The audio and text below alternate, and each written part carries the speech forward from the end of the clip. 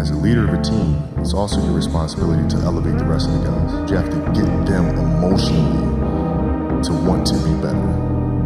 You have to get them to an emotional space where they wake up every morning driven to be the best version of themselves.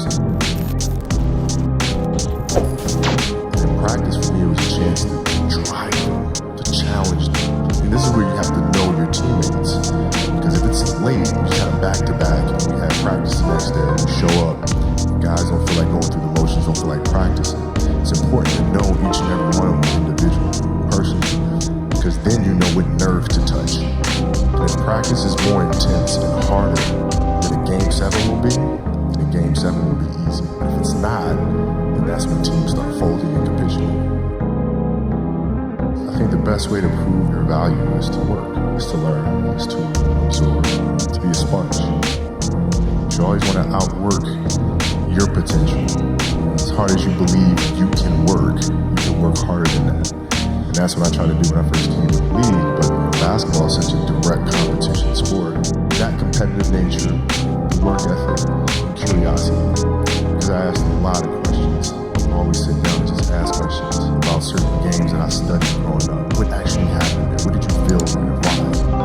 I always dreamed as a kid that it was possible to score 80 or 90 or 100. I always just had a dream. Sometimes you lay down in bed and you visualize things. I'd imagine playing for the Lakers, and I'd imagine what the uniforms look like. I'd imagine where we'd be playing, and the smell of the arena and all that stuff. And I would see myself, getting hot.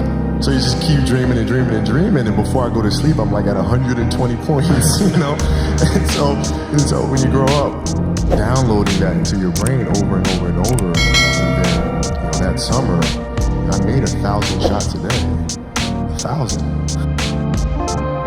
They weren't just shots, it were shots that you saw in that game. There were specific shots. It was coming out of the corner, going to the pinch post, footwork in the post, coming off the screen. It was very specific. So when you download that into your system, you go out in court, you're just executing things that you've done thousands of times before, and you have that dream, then that becomes possible.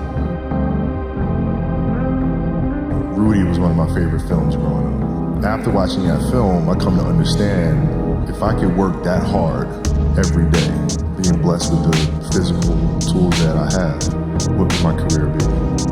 And I made a promise to myself from that day that I was going to work that hard every single day so that when I do retire, I have no regrets. And that was the most important thing for me, is to leave no stone unturned.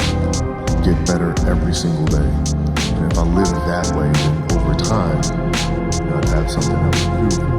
That was my philosophy. It seems like it's pretty simple, but if you live your life to just get better every single day, you do that for 20 years, and what do you have? Basketball for me was the most important thing. So everything I saw, whether it was TV shows, whether it was books I read, people I talked to, everything was done to try to learn how to become a better basketball player. Everything. And so when you have that point of view, then literally the world becomes your library to help you to become better at your craft. At 13 years old, I played the longer game because my game wasn't about being better than you at 13. It was to be better than you when the chips are really on the line. So when we played at 13, I would size you up and see what your strengths and weaknesses are. How do you approach the game? Are you silly about it? Are you goofy about it? Are you good at it just because you're bigger and stronger than everybody else? Right? Or is there actually thought and skill that you put into it? Right? And when I'd play to my weaknesses. Because when you're playing summer basketball, there's so many games. So there's not a lot of skill work being done. So when are you going to get better? Right? When you're playing in competition situations, you're only playing to your strengths. Why? Because you want to win. Right? So what I would do, I was work on the things during those games that I was weak at. Left hand, post game, pull up jump shot. Right? So I have a strategy. And so then fast forward to when I'm 17, my game is completely well-rounded, and that player at 13 that I saw at 13 is still doing the same shit at 17. Now you got a problem. I see a lot of players take vacations with other players that are close friends. It's just to take vacations or just hang out, just to hang out. I never did that. Why not though? Why didn't you do that? Well, because when I retire, I didn't want to have to say, I wish I would have done more. I don't want that. What were some of the factors you looked at on how to improve your game season after season? The game itself was a complicated answer. So there are very tactical things in terms of footwork and geometry of the court. So you're looking at the court and looking at the 45-degree angles that the court is shaped in and how it needs to operate. That's one component to it. So looking at spots on the floor where you can increase your efficiency. Right? You can be on the wing, but there's a certain spot on the wing that improves your angle to drive to the basket, right? So that sort of stuff. Footwork of the opposition, looking at the emotion of the opposition, their tendencies, their weaknesses, and all that stuff. Understanding the momentum of the game, how to create momentum shifts, where momentum shifts come from, all this sort of stuff. And then studying outside of that, right? Looking at different industries, looking at conductors, looking at writers, looking at actors and how they get into character, and then how do they keep themselves in that mental space. So looking at different industries, looking at nature itself, and learning from that and how you can incorporate that into the game. It's a lot of studying. What is the conversation like with your wife and kids? You say, listen, this is what I'm doing. How did that conversation go? Well, with the kids, it's different. So like the communication with our children is that Pops is working hard. This is the level of attention to detail you need to have in everything you do. So it's setting the example. Same thing with my wife. My wife's a stay-at-home wife. It's the hardest job, man. So she works really hard at that. I mean, it's, and so her attention to detail with that as well are examples for our children. And then for my wife, it's, she's as competitive as I am. She's like, listen, man, if you're gonna be out here training 8 hours a day, you're gonna spend 9 months out of the year away from your family, you better win the championship. But it's a balancing act, and that's the thing that's important, is understanding that we have to have so much energy.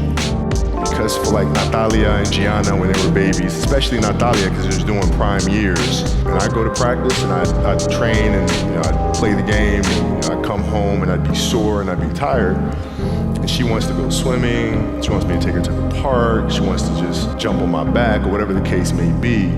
You can't say, I'm too tired, I'm going to lay down. That's not fair. She doesn't know what the hell's going on, right? And if this was a game, you'd suck it up and play. I play games with the flu. I play games with 102-degree fever, man. You can't do that. That is so powerful. Right? You gotta be on, man. Sometimes I'd fly back. Like I'd play a game to not miss my daughter's birthday. I'd fly back, be there for her birthday, and then fly back with the team just to make sure I don't miss anything. You gotta lead by example. Parents, you gotta lead by example. If you want your kids to do whatever it is they want to accomplish in life, we have to show them. You can't. You gotta show them. And that's what I tried to do. Competitiveness inside was like, no, I'm gonna do something in the next 20 years that is better than these last 20. What I have to do now is make sure that the people that we bring in, these obsessives that we bring in, are challenging themselves to do the best job that they think they can do. That's what I'm there for, is for them to constantly look in the mirror and self-assess and challenge themselves. If we have a project and you're saying, okay, I can do that, that's not the project we want. The projects that say, I don't know if I can animate that. I don't know how to write that story. I don't know how to do that. Those are the things we want, because through that curiosity, you'll reach a level that you didn't think was possible. What is your recruiting approach? So if you're sitting down with me, I'm somebody you really want me on the team. What's your approach to recruiting? You want first place, come play with me. You want second place, go somewhere else. Mamba mentality simply means trying to be the best version of yourself. That's what the mentality means. It means every day you're trying to become better. It's a constant quest. It's an infinite quest. So starting at the age of 2, when I first started playing the game, and on, I always ask questions. I always try to get better every single day. At 2, I could dribble a basketball. I could shoot a basketball on the Nerf hoop at the house. And I would go to practice with my father. I would observe my father. I'd sit and watch games with him. I just constantly looked for things to learn from. I'm very observant. I think the greatest fear you face is yourself, because We all have dreams, and it's very scary sometimes to accept the dream that you have. And it's scarier still to say, okay, I want that. It's scary because you're afraid that if you put your heart and soul into it and you fail, then how are you going to feel about yourself? Right? So being fearless means putting yourself out there and going for it. No matter what, go for it. Not for anybody else, but for yourself. My goal is changed drastically as I got older. It's like as a kid, I said I want to be the best ever. Right? And now you go through your life and everything you do is try to be the best ever, be the best ever, be the best ever. As you get older, you start understanding that those things are very superficial things. Right? And everybody has a different opinion about it. No matter what you do, you win 20 championships, there's always an opinion of who's the best. Everybody has different opinions. And so I started really kind of understanding maybe that's not the important thing. Maybe the important thing is to how do we as a team grow? How do I help my teammates be better? So that was the first change for me. And then as I got older still, it became more about how are you inspiring others, right, to find themselves. That is the ultimate championship. So won 5 championships, that's great. Another team won a championship this year. The team's gonna win a championship next year. Those things come and they go. But what stays is how do you use your passion and use that to inspire somebody else to create their passion? Then how can they pass that on to the next person? That is true success. Dreams, they should be pure.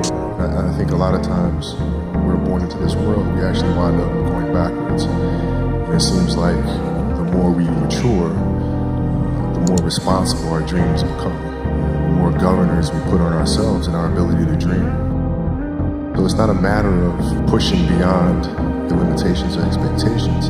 It's really a matter of protecting your dreams, protecting your imagination. That's really the key. And when you do that, then the world just seems